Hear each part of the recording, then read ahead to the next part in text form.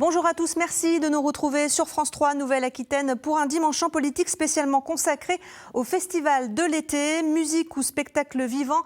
À quoi va ressembler cette saison estivale 2021 ? On en parle avec nos invités juste après le générique.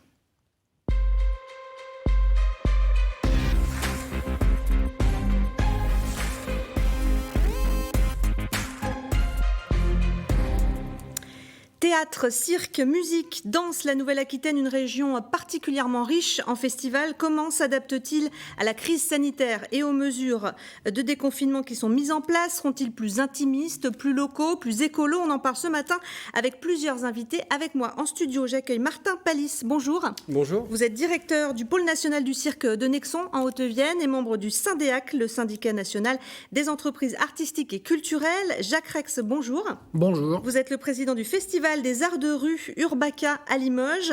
En liaison depuis Paris, nous retrouvons Christophe Sabot. Bonjour. Merci beaucoup d'être avec nous. Vous êtes directeur général d'Olympia Productions qui organise notamment Garo Rock à Marmande ou encore Brie Festival en Corrèze. Et puis nous sommes aussi avec Gérard Pont, le directeur des Francopholies de La Rochelle. Merci à vous d'être avec nous. Jacques Rex, je me tourne vers vous. C'est vous qui allez dégainer le premier, si j'ose dire, puisque le festival Urbaca est annoncé pour le 29 juin.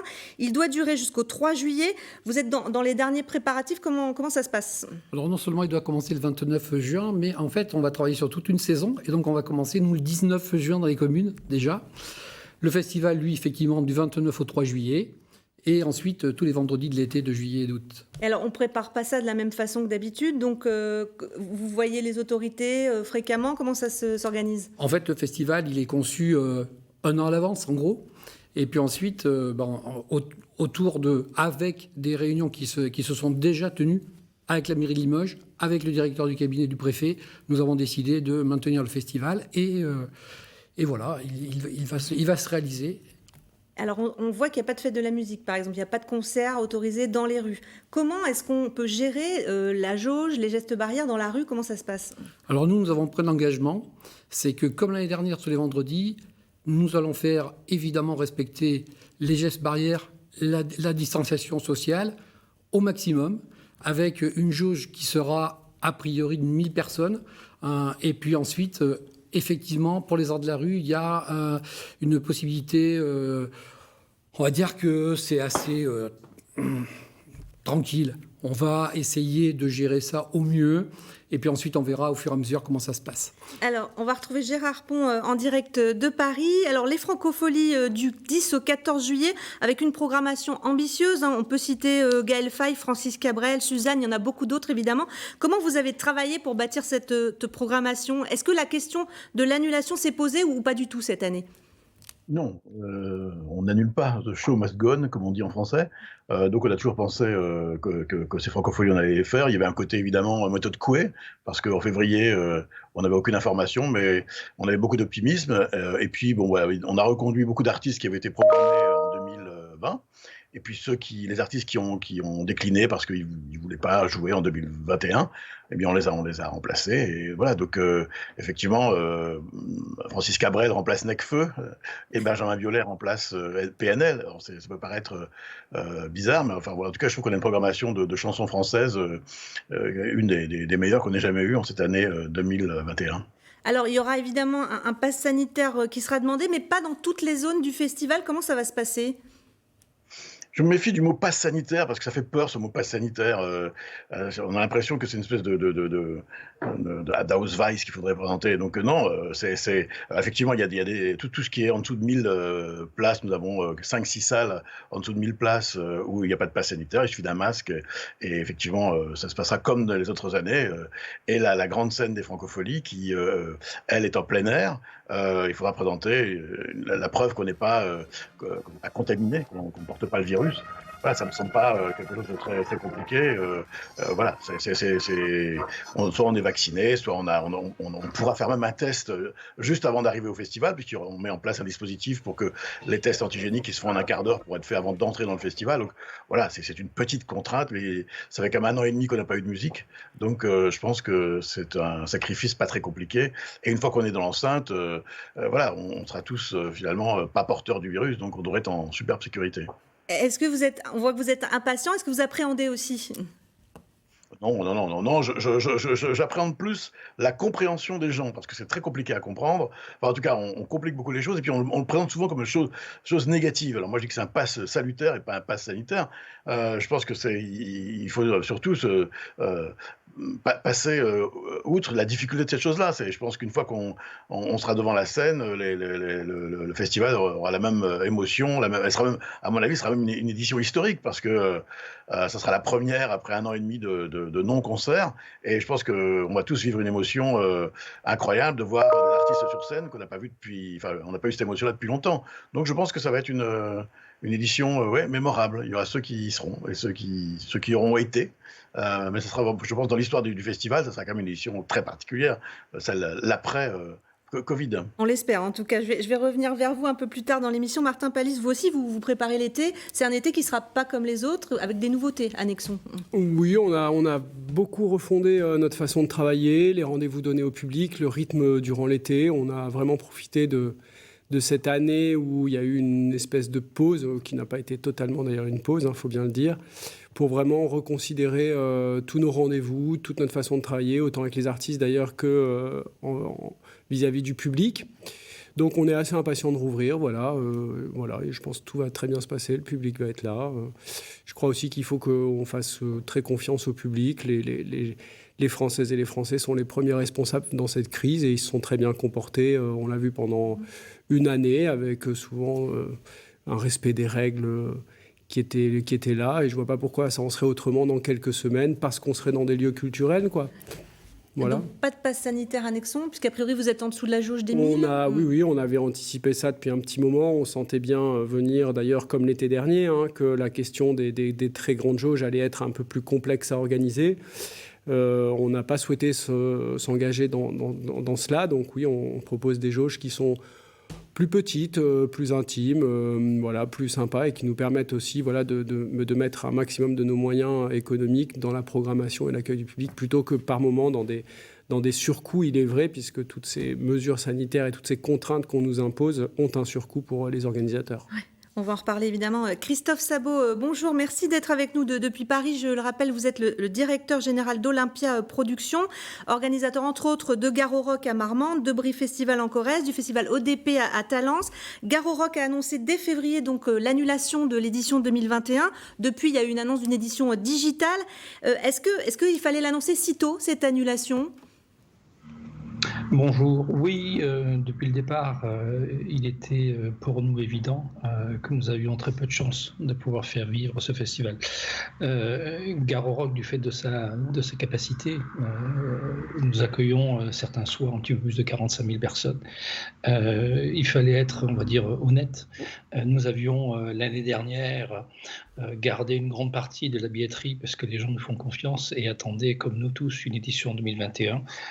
Nous avons pensé qu'il était quand même beaucoup plus simple de rembourser l'intégralité de la billetterie sur Garo Rock et de sauter une année supplémentaire, même si pour les équipes, pour tout le monde, ça nous a fait quand même extrêmement mal au cœur. Et quand la ministre de la Culture, Roselyne Bachelot, a annoncé début mai des festivals en plein air qui pourraient se tenir avec une jauge de 4 mètres carrés debout à partir du 1er juillet, vous n'avez pas eu de regrets en la matière ?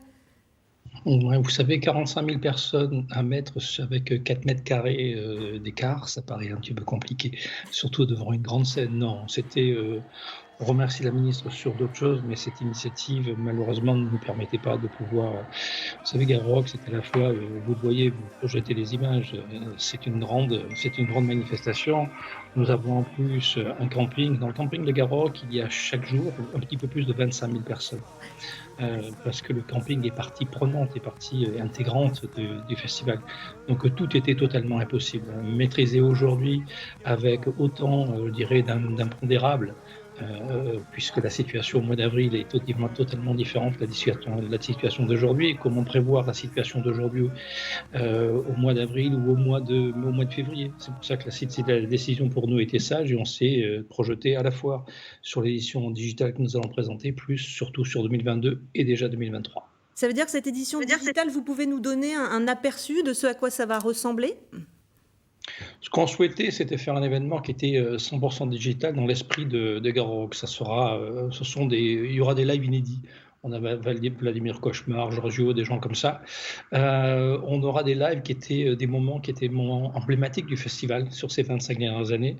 On a prévu des jeux digitaux, des interviews, on a prévu des concours qui sont des concours à la maison entre festivaliers via Teams ou via Zoom. Je ne me rappelle plus exactement quelle sera l'application qui sera décidée, mais vous voyez, c'est quelque chose d'extrêmement convivial. On souhaitait malgré tout réunir tout le monde. On va faire ça le 25 juin à partir de 19h. Et je pense que ça va être, à mon avis, un grand moment de détente. Mais en même temps, comme on ne voulait pas quitter la plaine de la Fiole à Marmande, on va faire le 17 août. On va faire donc ce qu'on va appeler le Garot Pique-Nique, c'est-à-dire que de 12h à 19h, dans les conditions dont parlait tout à l'heure Gérard Pont, parce qu'il y aura du monde, on va faire donc une journée, mais un 12h-19h avec Popov, avec Mandanda, avec des groupes, et on remettra ça sur un Garot Pique-Nique le 14 août, toujours à Marmande, sur la plaine de la Fiole, avec Folamour et un certain nombre d'invités. On n'a pas du tout quitté le terrain, bien au contraire, on a juste essayé de trouver des choses qui correspondent à l'esprit de Garo Rock, mais qui ne peuvent pas être Garo Rock, parce que Garo Rock n'est pas ça. Jacques Rex, je me retourne vers vous. Vous allez bientôt démarrer le festival. Est-ce que vous avez eu besoin de recruter des bénévoles, par exemple, pour garantir une forme de sécurité sanitaire ? Alors cette année, ça a été effectivement un de nos soucis particuliers, puisqu'il a fallu qu'on double le nombre de bénévoles, compte tenu des contraintes sanitaires. D'autant plus que notre dernier festival, c'était 2019. Et donc il a fallu qu'on maintienne un peu le lien avec nos bénévoles, et puis qu'on amplifie ce nombre-là, ce qui n'a pas été facile, je le reconnais. On va essayer de faire en sorte que les bénévoles soient le plus proche possible aussi du public pour justement indiquer... L'idée, c'est pas de faire la police, quoi. Et alors, il est hors de question de faire la police, comme le disait Martin Palis tout à l'heure. Moi, je fais confiance au public. Je pense à la responsabilité des gens. Les gens sont responsables. On va faire appel à leur responsabilité, au respect des règles, et ça va bien se passer. On va retrouver Gérard Pont, toujours en direct de Paris. L'annulation en 2020, les jauges réduites en 2021. Est-ce que vous avez estimé l'impact financier pour le festival ? Je ne sais pas si Gérard Pont nous entend. Il ne nous entend plus. On va le retrouver un petit peu plus tard. Martin Palis, est-ce que les équipes qui travaillent avec vous, qui sont en train de préparer le festival, il y a une joie et il y a une fébrilité en même temps à reprendre une activité ? Bon, il y a un vrai plaisir à avoir la perspective de retrouver le public dans quelques jours, ça c'est évident. Après, les équipes sont quand même éreintées. On a passé une année très complexe à faire et défaire, à être aussi toujours dans l'attente d'une possibilité de retrouver le public. Ça a été une année quand même assez éreintante. Donc on va avoir un été qui va être... très mouvementé, je pense qu'on finira cet été assez fatigué, mais l'énergie est là parce que l'envie, en effet, l'excitation, là c'est quand même un retour au cœur de notre métier, à la vraie, on dit la vraie vie, enfin elle s'est pas arrêtée la vraie vie, hein, mais là on a quand même la capacité, d'ailleurs comme un tas d'autres métiers, hein, il ne faut pas oublier qu'on n'est pas les seuls à avoir subi des contraintes très très fortes, et on voit bien aujourd'hui que pouvoir exercer son métier, c'est une chance d'en avoir, mais pouvoir l'exercer, c'est très, très important pour le moral des gens qui travaillent aussi. Et justement, je disais, vous êtes membre du SYNDEAC, le syndicat national des entreprises artistiques et culturelles. Les mesures d'aide financière, elles ont compté et elles ont été au rendez-vous pour vous ces derniers mois ? Oui, quand même. On a été dans un pays où il y a eu un amortisseur économique très, très important quand même. Alors moi, je ne serai jamais la bonne personne pour vous dire s'il est suffisant ou pas. Dans tous les cas, on peut constater que les structures culturelles qui sont subventionnées ont toutes réussi à passer la crise. On n'en voit pas qui disparaissent. Les engagements des politiques culturelles territoriales, régionales, départementales, municipales et étatiques ont toutes été maintenues à quelques exceptions près. Le chômage partiel a permis aussi la sauvegarde de l'emploi énormément. Et puis, évidemment, dans un secteur où l'intermittence du spectacle compte énormément pour l'équilibre budgétaire de ce secteur économique, on voit bien que ce régime d'indemnisation si spécifique a été préservé et a préservé beaucoup de travailleurs et de travailleuses. Et il est précieux. On va retrouver Christophe Sabot à Paris pour parler cette fois du Brief Festival en Corrèze, qui avait donc anticipé un peu l'été et qui a travaillé sur un plan B. Est-ce que vous pouvez nous dire à quoi ça va ressembler ?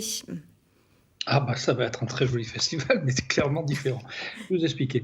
Ce que nous avons fait, c'est que déjà, on s'est dit que on allait changer de lieu dans la ville, parce qu'on ne voulait pas faire justement ce qu'on a un plan B sur le site qui est le site d'origine. Donc nous sommes allés sur la place qui est la place des Trois Provinces, qui est le long de la Corrèze, et nous avons aménagé, et comme le disait tout à l'heure Gérard Pont, on a travaillé autour d'une chose, c'est-à-dire les conditions, que sont les conditions sanitaires pour que les gens se sentent bien.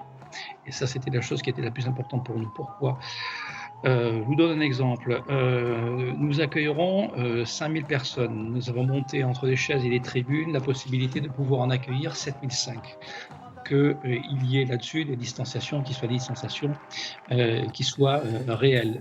On a pris un espace qui est à peu près 2 fois l'espace habituel du Brief Festival pour pouvoir créer des couloirs d'entrée, des couloirs de sortie, pouvoir isoler les bars, pouvoir isoler les food trucks, pouvoir isoler les invités pour que chacun se sente extrêmement à l'aise et puisse vivre un concert qui est un concert, des concerts même, qui sont des concerts qui, je dirais, leur apporteront ce qu'un festival naturellement leur apporte. On a travaillé une programmation parce qu'on a annulé un certain nombre, je dirais, d'artistes, mais beaucoup, comme sur d'autres festivals, ont accepté de baisser largement leur cachet. Beaucoup nous ont dit on va vous soutenir parce que vous nous soutenez depuis un certain nombre d'années.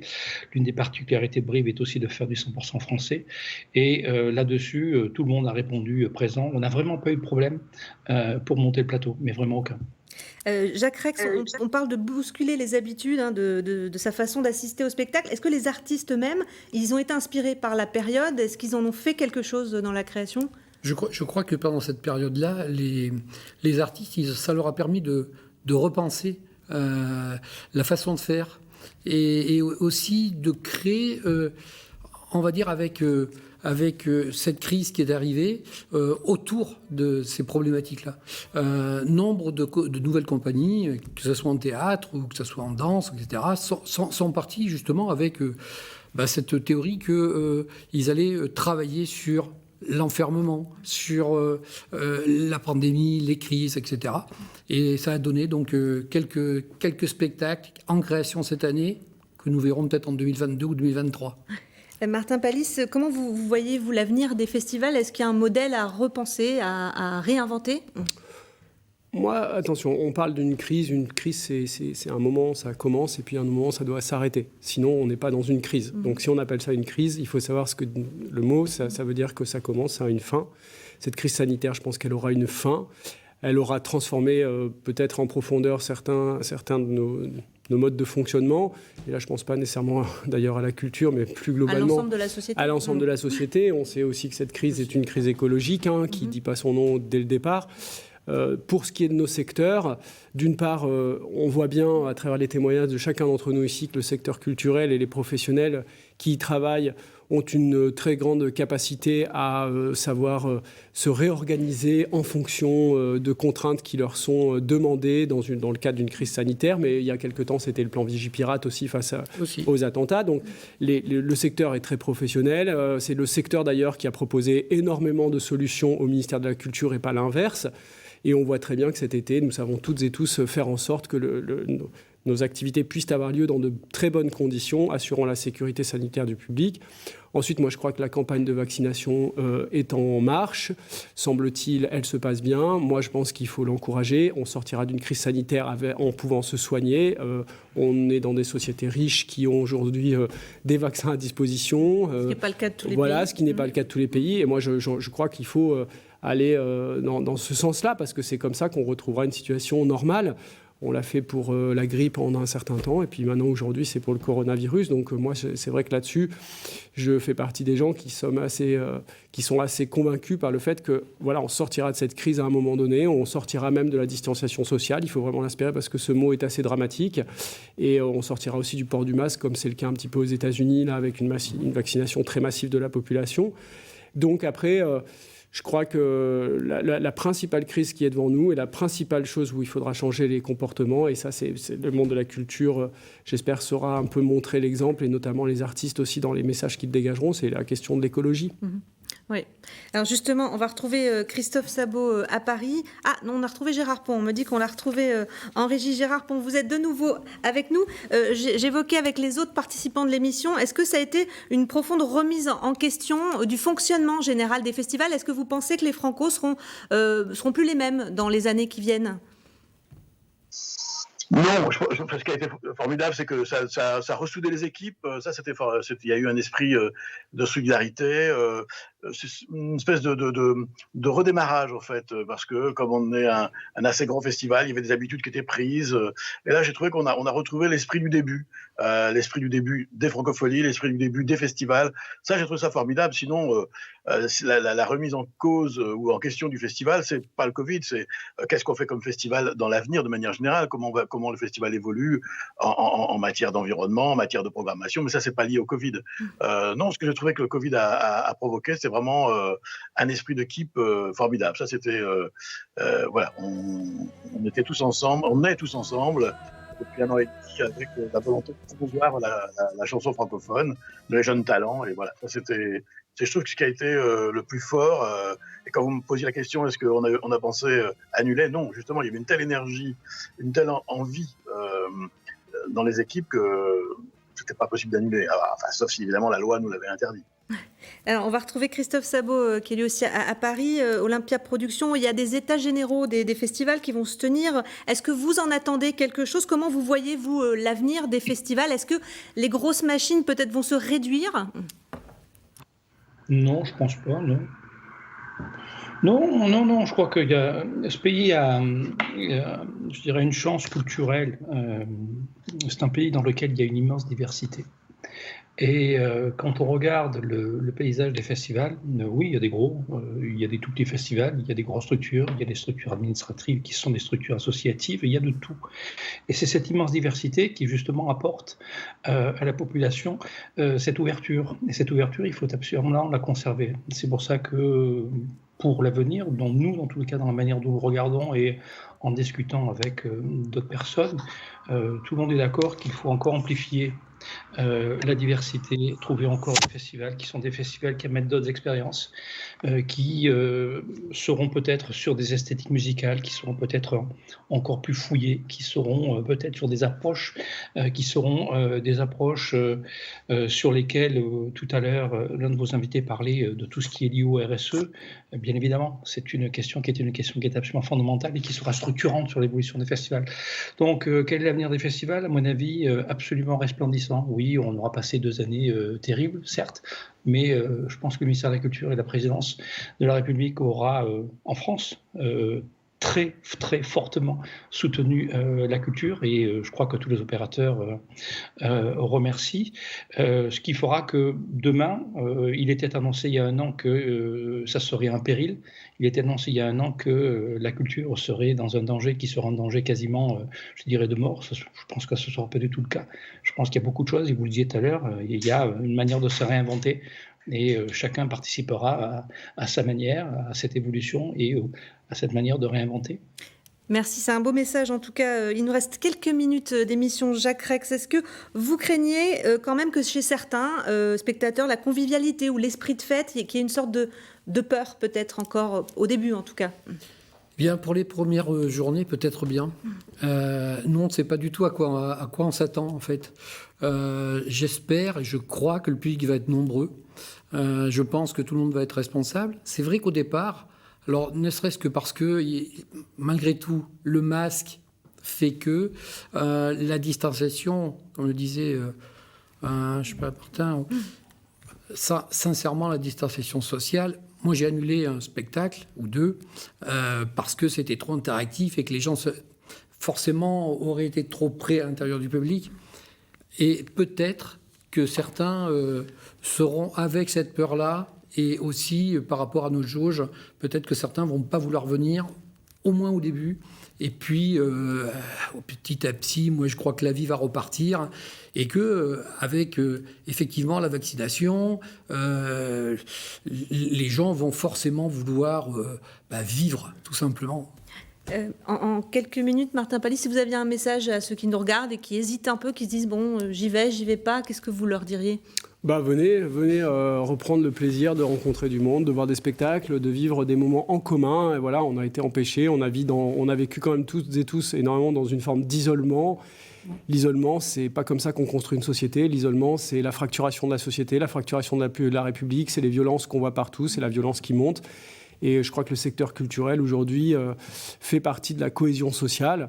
Voilà, et ayez confiance, tous les acteurs de la culture aujourd'hui ont travaillé des protocoles sérieux et travaillent réellement sur la question de la sécurité sanitaire et font confiance aussi au public, c'est-à-dire on n'est pas là justement à faire la police. Donc voilà, soyez confiants et sortez. Et un dernier mot sur votre politique tarifaire, vous continuez à avoir des tarifs accessibles, voire des gratuits aussi, parce que c'est important ça ? Tout à fait, il y a une crise sociale qui couve et dans tous les cas, c'est notre cas, Parfois, il y a la gratuité dans le secteur culturel et artistique est un peu un gros mot. On pense que ça passe pas par là. Je crois que là, on va s'apercevoir quand même que la gratuité, c'est quelque chose qui est par moment nécessaire quand on veut qu'il y ait une certaine catégorie sociale du public qui puisse être présente dans les spectacles. Alors moi, je ne parle pas de gratuité, c'est toujours une problématique parce que la gratuité sous-entendrait que ça ne coûte rien. Oui, ce n'est pas le cas. C'est offert au public parce qu'il y a des politiques publiques en faveur de la culture. Un de nos intervenants le disait tout à l'heure. Voilà, en France, on a eu la chance d'avoir un soutien du ministère de la Culture, des collectivités territoriales. Rappelons que toutes les régions, les départements et les communes ont largement joué le jeu aussi de soutenir ce secteur. Et qui va démontrer qu'aujourd'hui, il y aura un très grand nombre de festivals qui vont se tenir cet été, qui feront que les territoires seront vivants, que d'ailleurs l'offre touristique sera aussi importante d'un point de vue festivalier. Voilà. Merci beaucoup, c'est un très beau message de fin. Merci à tous nos invités à Paris, Gérard Pont et Christophe Sabot. Je rappelle que les Francopholies, c'est en juillet, l'édition digitale de Garo Rock, ce sera le 25 juin. Merci à tous les quatre d'avoir participé à ce dimanche en politique spécial festival en Nouvelle-Aquitaine. On ne peut évidemment pas faire le tour de tous les événements, mais connectez-vous sur nos sites internet, il y a des articles qui font le point sur tout ce qui est maintenu. Tout de suite, votre journal régional. Merci de votre fidélité, très bon dimanche à tous.